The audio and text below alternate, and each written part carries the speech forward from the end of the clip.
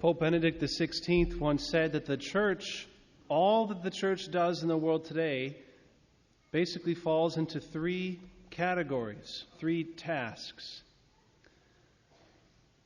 We're to worship God, evangelize, and serve.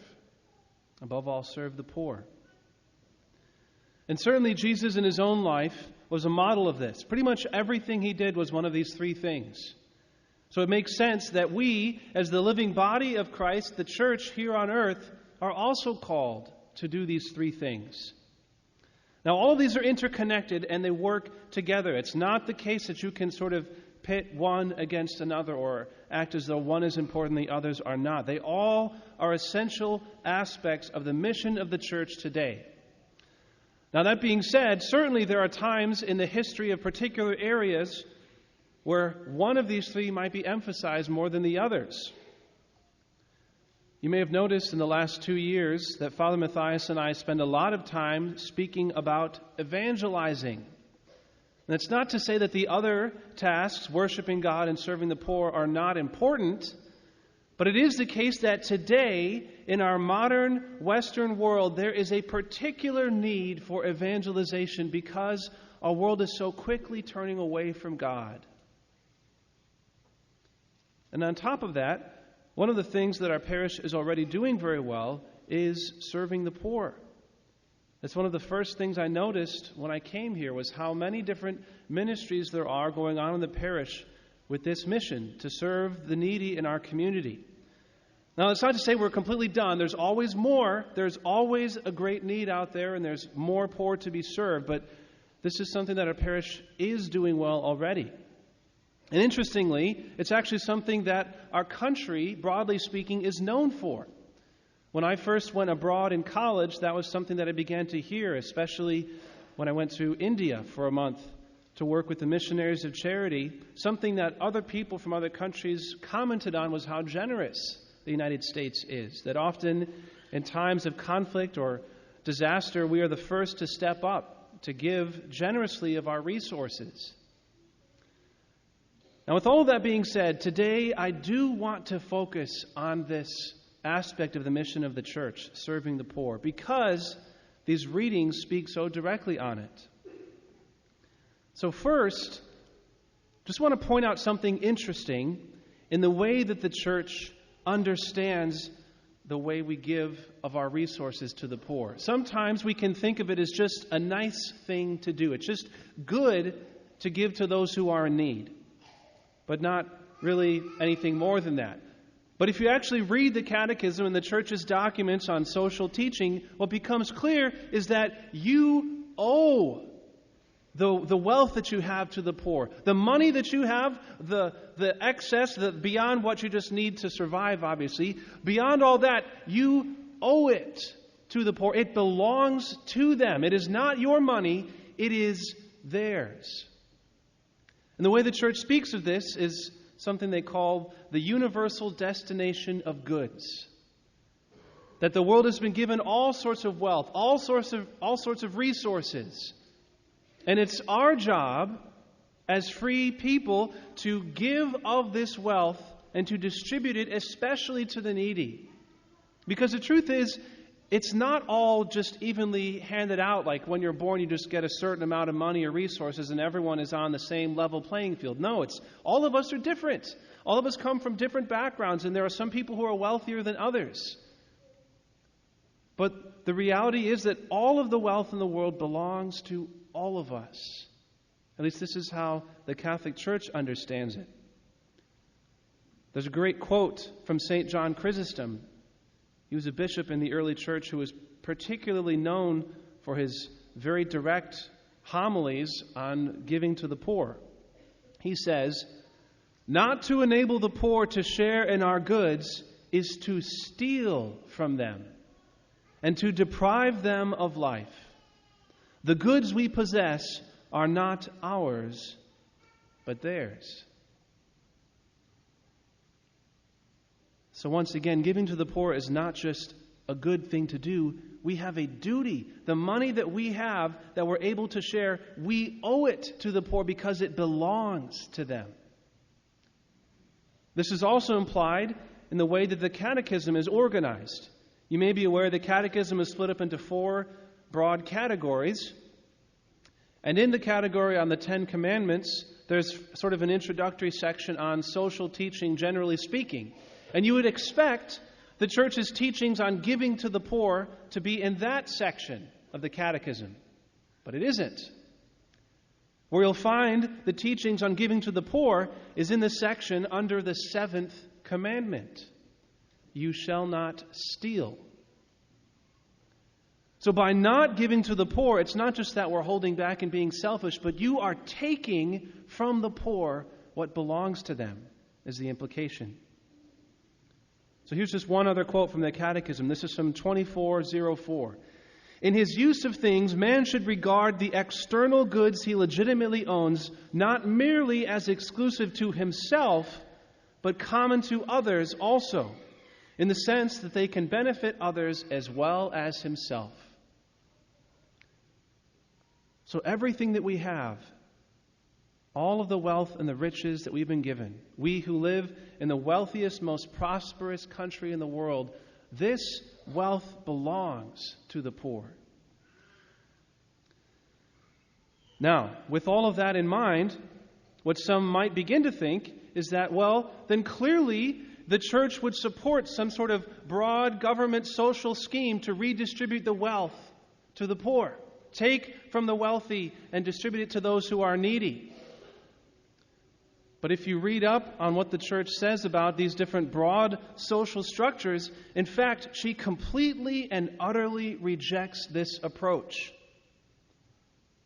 So here are just a few examples. I could go on and on. Interestingly, of all of the modern errors of our world today, the one that is condemned and rejected the most frequently and clearly is socialism.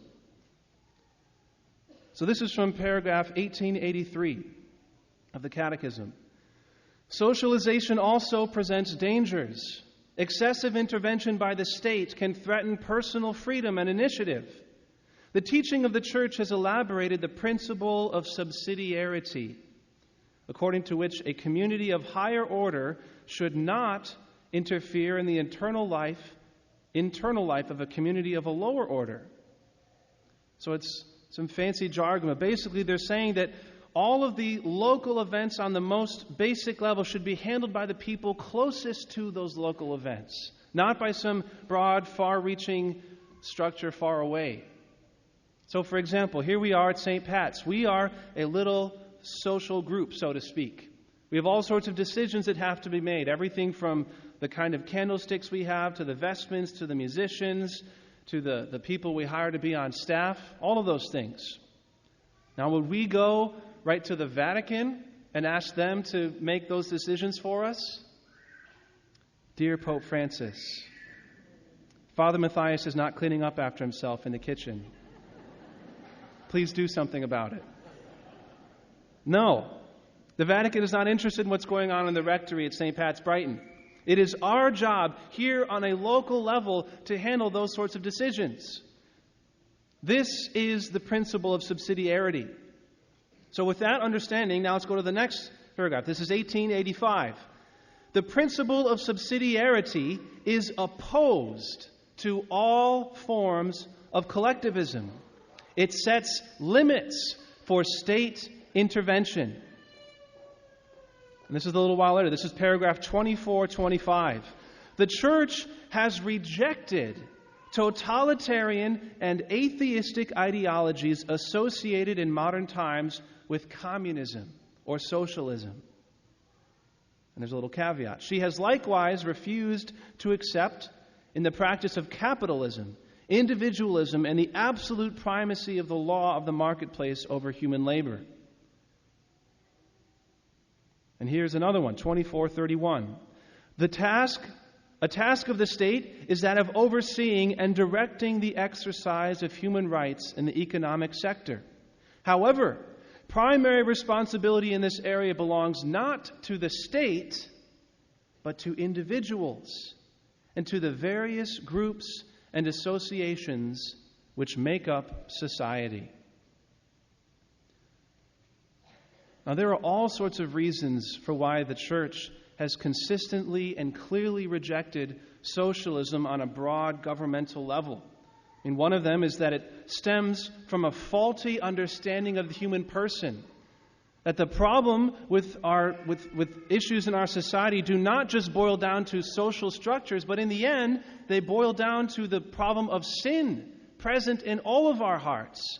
And the same sin that leads to corruption on local levels and small interactions is exactly what leads inevitably to corruption on broad levels in large government schemes. And in fact, history has shown that this is true over and over again, that socialism on a broad level leads to some of the worst crimes against humanity. Just think about the Gulag in Russia. The millions and millions of people who were killed. Think about the Nazi concentration camps in World War II and the millions and millions of innocent people who were killed there. Or think about the violent oppression still going on in places like China, North Korea, or Venezuela, these modern socialist governments. In these and so many places, broad government-controlled socialism inevitably leads to greed, injustice, religious persecution, and even genocide. So where does this leave all of us? Yes, the wealth that we have belongs to the poor. We have a duty to give what we have of our resources to those who are in need. And yes, there is a place for some sort of government social security net. And how broad and how far that reaches, that's where there's plenty of room for debate and disagreement. But the overall point is that at the end of the day, the duty is ours.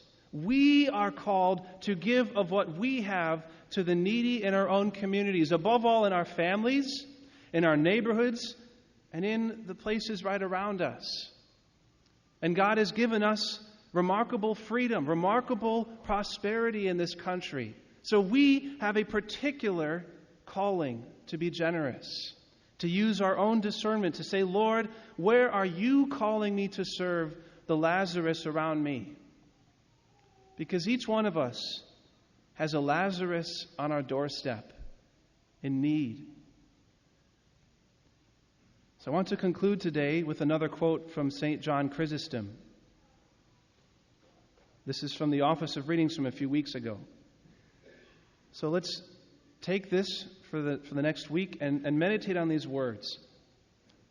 He says, "Give Jesus the honor prescribed in his law by giving your riches to the poor. For God does not want golden vessels, but golden hearts.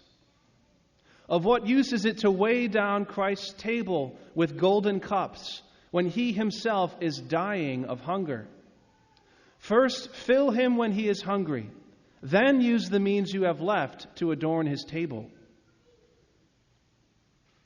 For those who neglect their neighbor, a hell awaits with inextinguishable fire and torment in the company of the demons." Ooh, a little intense there. "Do not, therefore, adorn the church and ignore your afflicted brother, for he is the most precious temple of all." So the church has three tasks: to worship God, to evangelize, and to serve the poor. And Jesus is inviting each and every one of us to participate in our own way in this mission of the church. So let's ask the Lord this week, who is the Lazarus you want me to reach out to? Where are the ways in which I can be more generous of the great gifts that I have been given to serve those who are in need around me? And the more we do this, the more our world will become a place of true justice, a place where all of our brothers and sisters have what they need, the place that God, our Heavenly Father, intended for all of his sons and daughters.